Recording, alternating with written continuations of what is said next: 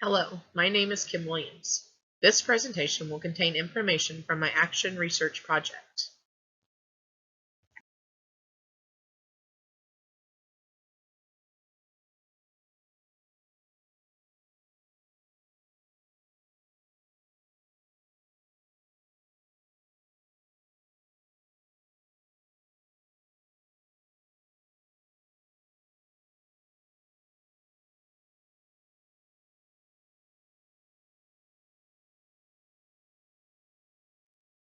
The abstract for this project focused on the depth of knowledge.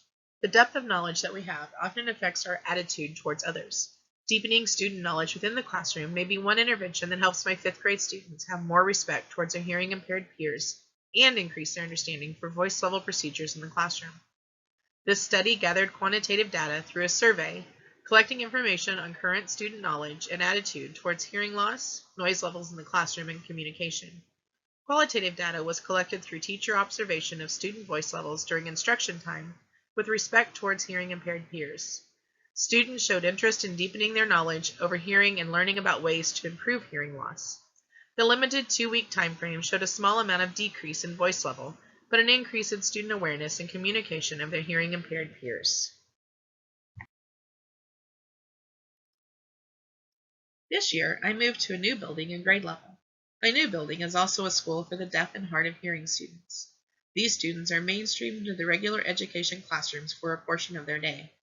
Students in the regular education classroom struggle with maintaining an adequate voice level. The added noise level makes it difficult for the hearing impaired students to hear. They also struggle with respect from their peers when it comes to communication. My question is, would deepening student understanding of hearing and hearing loss through instruction improve respect towards hearing impaired classmates and decrease the voice level redirects? The new grade level in building dynamics has led me to observe my students more than usual. These observations prior to the study showed me that my deaf and hard of hearing students were more withdrawn in the regular education classroom. The American Speech Language Hearing Association addresses this by stating that hearing impaired children want to be like their friends with normal hearing, and they often feel inadequate when drawing attention to their hearing problem. These students are more open and comfortable in a self-contained classroom with their deaf and hard of hearing peers. So why do we push for inclusion in a regular education classroom? The inclusion of students into a regular education classroom is just as important as the instruction that they receive in their self-contained classroom. According to Prakash, inclusion has academic and social benefits for all students, whether with or without disabilities, such as increased communication and social interaction, age-appropriate models of behavior skills, more active participation in the school community, individualized educational goals, as well as access to the rich core curriculum. Children learn from peer interaction starting as infants. Children with a hearing impairment are restricted on the interactions they have with peers each day. The lack of communication between the two children can have a detrimental impact on the social development of the hearing impaired child. Primer tells us that one of the most significant deterrents to interaction between deaf and hard of hearing and hearing children is the lack of common means of communication, with deaf and hard of hearing children using sign language.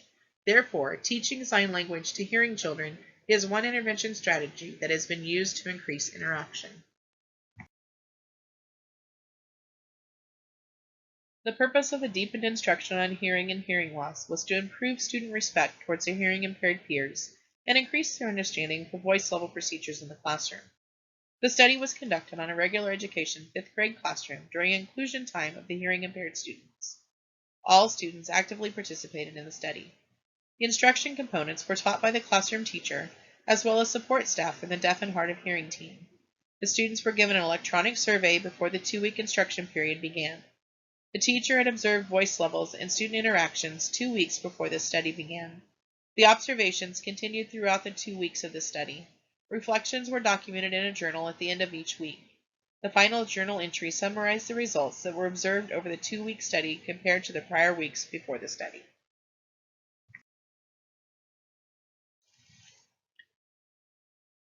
The class was sent a survey link to complete.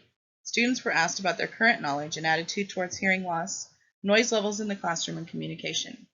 As part of the survey, students were asked to list 2 things they knew about hearing and 2 things they had questions about. The survey information was collected, and this information was used to guide the instruction over the next few weeks.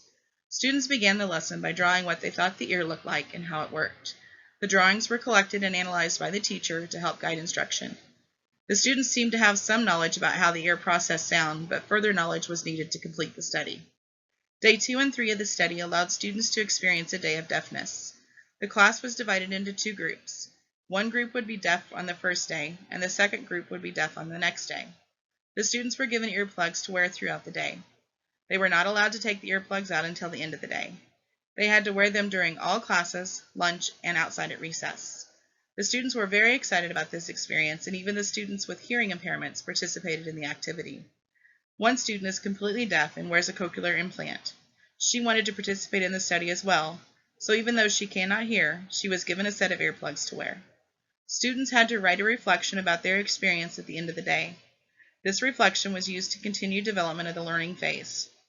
Day 4 and 5 of students learned about the ear, the parts of the ear, and how they work together to translate vibrations into sound. They learned about the cochlea and the hairs on the cochlea. This led to many more questions about hearing loss from the students. They wanted to know more.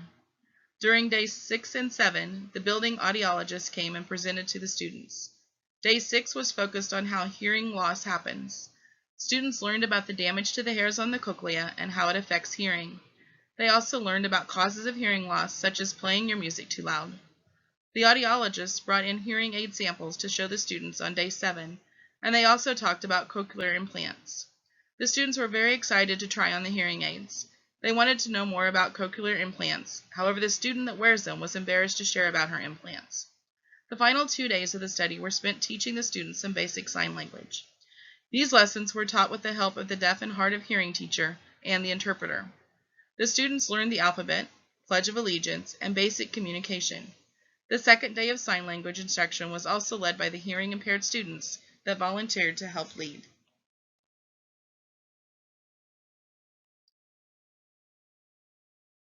From the data collected, 5 circle graphs were created. The first graph shows that 57% of the classroom had trouble hearing the teacher's instructions based on noise level in the classroom. The second circle graph indicated that 43% of the students surveyed also had trouble hearing in different situations. The third circle graph displayed that 90% of the class saw the need for voice level control to reduce background noise during instruction time. The fourth circle graph showed 86% of the students understood the struggles that hearing impaired students face in language development.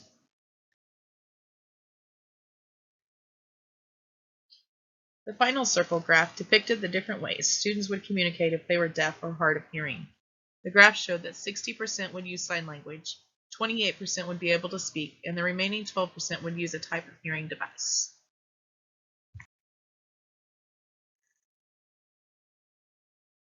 The final table showed the qualitative data collected from teacher observations before and during the study. The table contains 3 columns indicating the number of voice level distractions. These columns are labeled voice level redirects with a range for each column. A fourth column summarizes teacher comments observed towards hearing impaired students during this time frame. When looking at the table, week 1 before the study indicates that voice level redirects during instruction were 20 or more. Teacher observations, voice level was a constant problem. Communication at tables often exceeded a conversation level during discussions. Deaf and hard of hearing students struggled.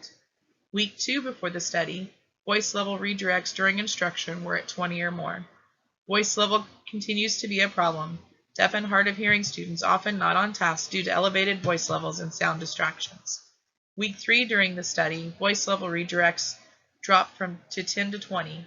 Voice levels dropped a lot this week. Students wearing earplugs did not want to talk based on their voice being loud in their own heads. Week 4 during the study saw another drop to 0 to 10. Voice levels greatly decreased. Students are more aware of others around them. Signing is more common in the classroom. Deaf and hard of hearing students are becoming more connected with the class.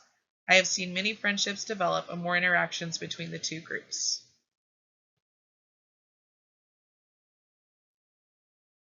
The results of this study suggest that providing a more explicit understanding of the reasons we have rules in place improve the overall classroom performance. These strategies need to continue to be implemented as well as extended to other areas of concern in the classroom. Students need to have an understanding of why they are required to follow a guideline to make it have meaning for them. The graphs displaying the information collected from my survey show that the voice levels affecting hearing were a problem for the majority of my classroom, not just my hearing impaired students.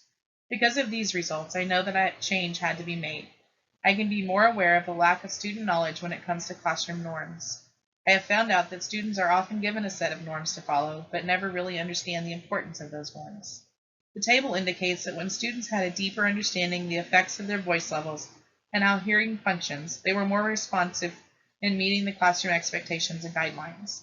There was also an increase in confidence of my hearing impaired students, as well as an increase in interactions and communications between them and their hearing peers. The following was stated in one of my readings.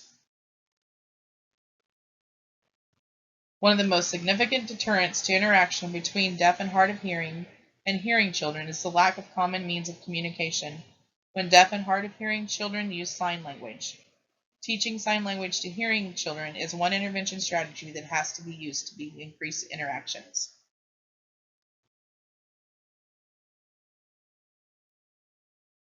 I would like to share this information with my 5th grade team of teachers. One of the teachers on my team has already approached me wanting more information on what I'm doing in my classroom and would like to start teaching sign language in her classroom as well. She has seen the changes in my students and the increased interactions among hearing and hearing impaired students. Her students have also witnessed my students communicating with each other and want to be a part of that. I would also like to share this information with the deaf and hard of hearing team at my school. This is my first year working in the classroom setting with them. I feel that they will be very interested in the results. Many members of this team participated in the study, teaching lessons about hearing loss, hearing aid devices, or teaching sign language to the students, so they have a vested interest in the results.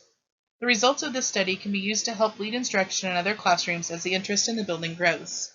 I plan to continue to have sign language taught in my classroom for the remainder of the year. I would like to begin tracking the social growth of my deaf and hard of hearing students. The transition to middle school may be a little easier for them since they have a larger support group that they will have a way to communicate with. I also plan on enrolling in ALS classes myself, so I can increase my communication with these students as well.